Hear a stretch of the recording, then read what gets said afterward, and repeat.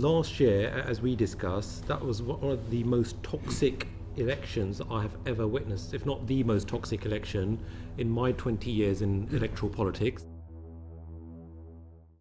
Minister Jarvis, in terms of defending democracy, obviously it's all good about talking about foreign powers, the threats and what's going on abroad, but last year, as we discussed, that was one of the most toxic elections I have ever witnessed, if not the most toxic election in my 20 years in electoral politics. And there was a lot of abuse and intimidation across the country, including in my Slough constituency. So what exactly is the government doing to tackle abuse and intimidation and misinformation and disinformation? Okay.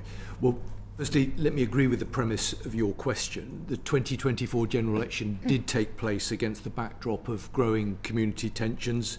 There was an increasing trend emerging with attempts being made by small groups of people to hijack legitimate protests and subvert the democratic process. And I agree with your analysis. It was a very challenging election for many candidates.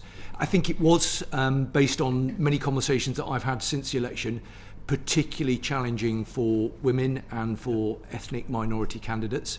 And I think it is deeply concerning to think that in the future, people who are highly qualified to serve in public life might be dissuaded from stepping forward to do so because of the toxic environment that we saw in some places in the general election. A key part of our response is working very closely with local police forces through the Operation Bridger and the Operation Ford networks. But I think it's also worth making the point that a lot of the activity that you and other colleagues will be very familiar with will have taken place online.